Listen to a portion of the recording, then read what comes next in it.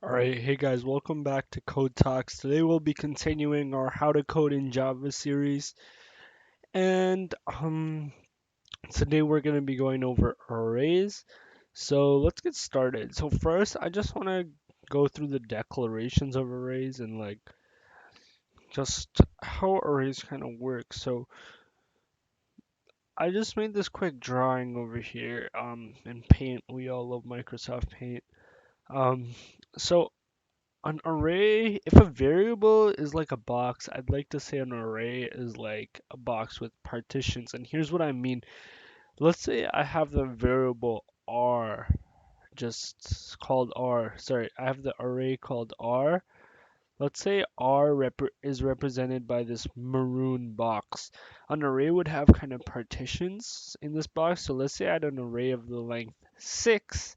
I would have 6 parts of this box. And this is not exactly how the memory and stuff is allocated, but this is just an analogy, so just keep that in mind. So, or you could think about it as a set of boxes inside one big box.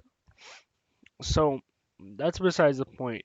Let's say I have an array of the length of 6. I would have 6 elements with all can contain different values. And to reference an element, I can call its index, and the index always starts with 0. So the first index would be index 0, second index would be index 1, so on up until the last index. All right, so there's a few. So first we'll go over one-dimensional arrays. So the first type of array, let's just call it A. You can declare it like this. Let's say you know the values you want to put inside the array. You can use the syntax int. This basically means array with the name of A equals inside this curly brackets. I can just write literally anything I want, and this array would have the length. So I'll just system.out.println the length of array A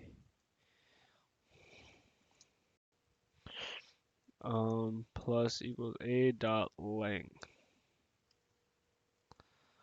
And what else can I? Let's say we did loops last video, but there's one loop I left out for this video, and that is a for each loop. A for each loop is basically a loop that can run through an array. So basically, I can make a variable called x, just like I'd make a variable I, but instead of adding all those conditions, I'd write int x will basically represent each number, so it'll run through the loop. And here's what I mean. Int x in the first iteration will be in the first index, then in the next iteration it will represent this index. So first time it'll be 1, 2, 3, 57, 753, 2, and 4. So I'll just print out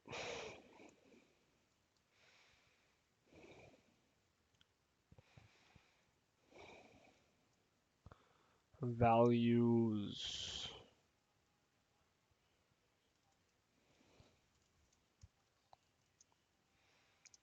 plus x, okay? Um, so that's a for each loop. So that's basically, you could edit x or whatever, and it will allow you to edit. If I did x minus 1, the value of x would be changed. If I did x minus equals 1, the value of x would be decreased by 1, and so would the value of the index it's representing. All right. What else is there? That's really it. I mean, if you want to call individual indexes, or I'll actually do it in a normal for loop so we can see how that looks. I is less than a dot length, which is the length of the array, I plus plus, and basically I can just system out dot print. Sorry, print out a index I. And how this is going to work, the first time I is 0, it'll go index 0, which is the first index, because we remember that arrays start with 0. and then it'll go all the way up until its value is 1 less than a dot length. So a dot length in this case is 7. So when the last iteration would be when I equals 6, and it will call this value. Then I will increment by 1 and equal to 7, which is equal to the a dot length. Therefore, the loop will terminate and nothing will happen after that value. Alright, so that's pretty much just calling arrays. Like, obviously, you could do a system.out.print 0 if you wanted to print the first index. But yeah, I'm pretty sure we're good with that. Alright, we're pretty good for time. So, also you can make 2D arrays. So, there's also, sorry, before I get into 2D arrays, there's one more way to do one-dimensional arrays, which I'll show when we solve a problem that I have found on the great internet. So, another kind of way we can make arrays are 2D arrays, and how 2D arrays work is they're basically kind of like a not that's the problem. Whereas okay, 2D arrays are basically this. They have rows and columns, and how you reference each index is row. For example, let's say I want to get this one, I do row 0, column 0, right? So it always do rows and columns. So how this is gonna work, I can do two ways. Int how many rows I want. Let's say I'm just gonna make this a bit more universal and basically do this this way. Let's say I want 5 rows and I want 5 columns. So what I'm gonna do is basically just write row and col. Okay? Well, that's the first way, and all of the values will be equal to 0 right away because we haven't set any of the values, right? We'll go over setting the values in a bit, or you could do the other way where it's like R2 equals, and you can initialize how I like to do it so it's a bit more readable. Let's say that would be a 2D array, and I could just do like this. And it makes sense what you think about it. Like this is the first row, this is the second row, and that's the first column, that's the last column. So yeah.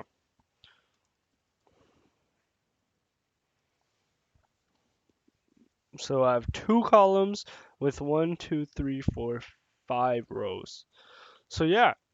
Alright, let's get into solving a problem and then we'll start wrapping up the video. So I found this problem, it's called multiple choice. So let's just go full screen over here. Let's see it a bit better.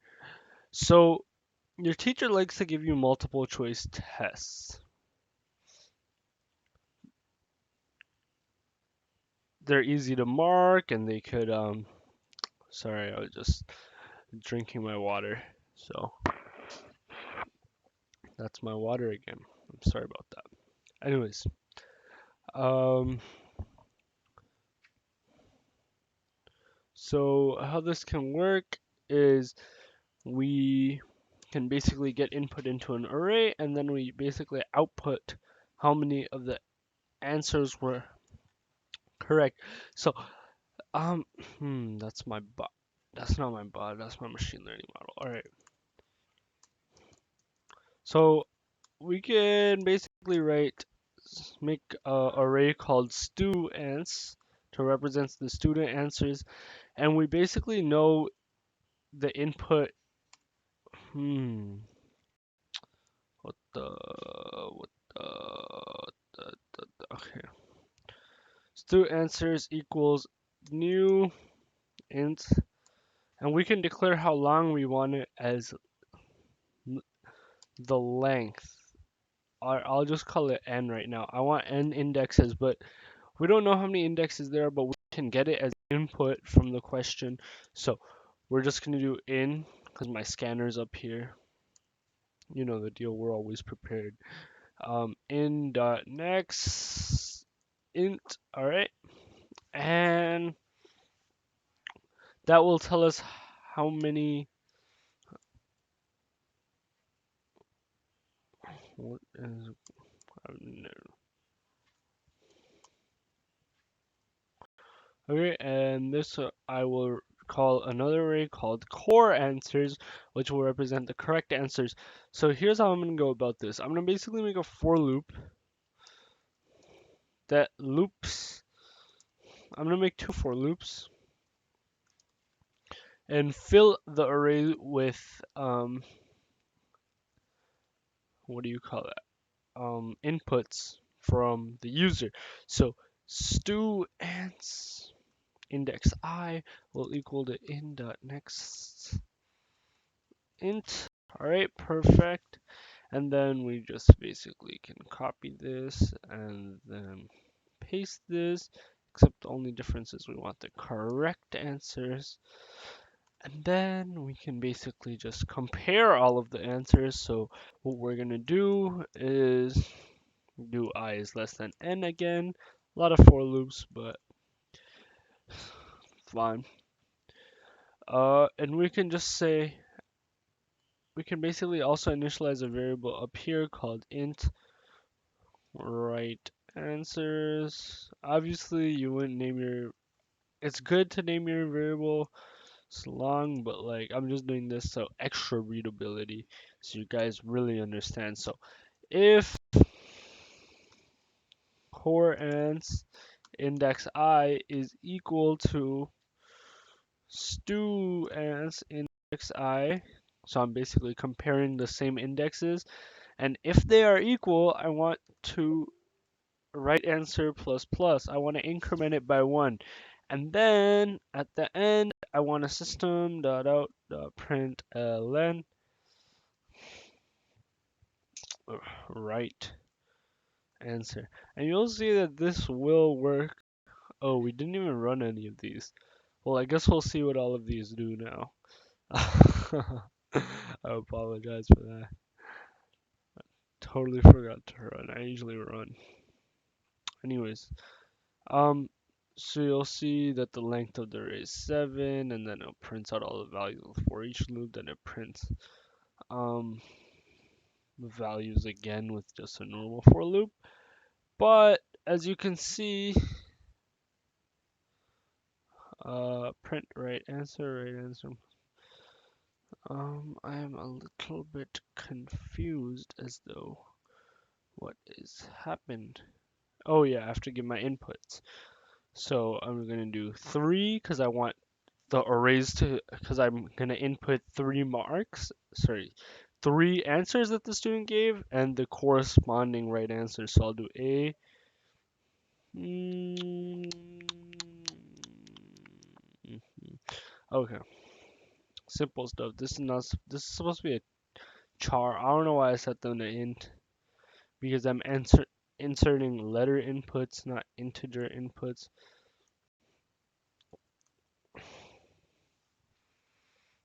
Yeah, that was just absolutely. I'd say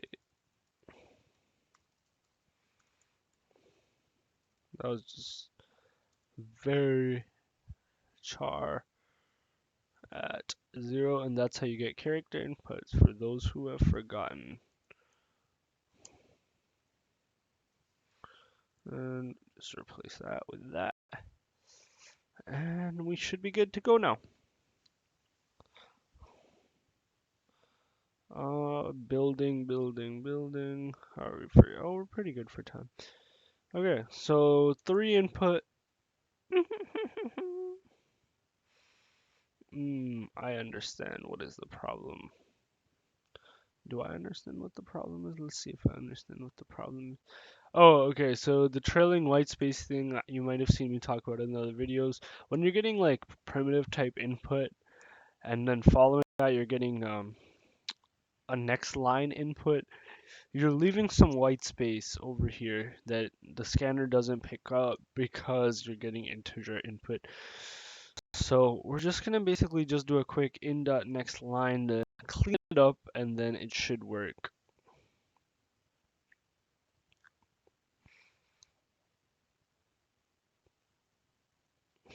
Okay, and now we are seeing it is working. And then let's write the correct answers. Let's say they're A, B, C, so it should output 1, and indeed it did output 1. So that's with two parallel arrays that we solved this problem. Let's say we wanted to do them with one 2D array. So I'm gonna make a 2D array called um, just ants.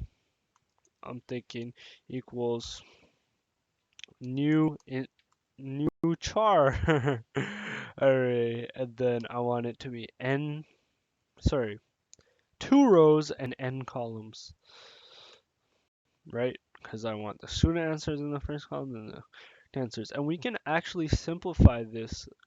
Not, it would be more simplification if it was a bigger example, but we are doing some simplifying and just being a little more efficient.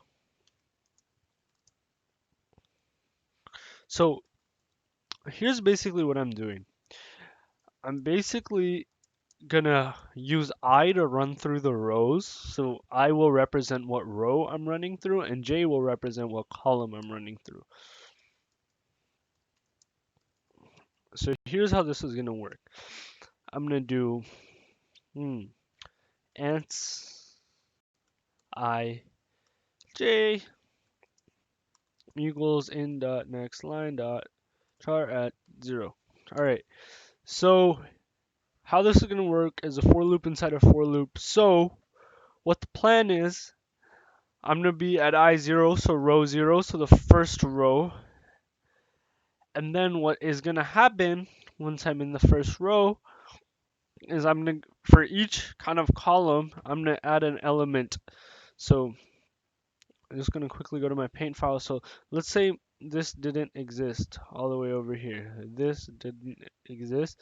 I'm gonna be this is I, row I, and then I'm gonna be in 0 because J is 0, then 1, then 2, then 3, then I is gonna equal to 1, and then 0, 1, 2, 3. So that's how that's gonna work. And then when we're comparing them, it's gonna actually be, we'll sacrifice a few keys over here. So how we're gonna do this, if we're gonna do ants 0 equals ants 1. So we're basically just comparing each row's corresponding column. And you'll see that with the exact same input, we'll get the right answer. So let's just run this. 3, A, C, B, and then we'll do A, B, C like last time, and it outputs 1. So there you have it, arrays. There are other methods that we'll probably cover in another video. Um, but yeah, that is it for today. Uh, Please like, subscribe, and share. Thank you very much.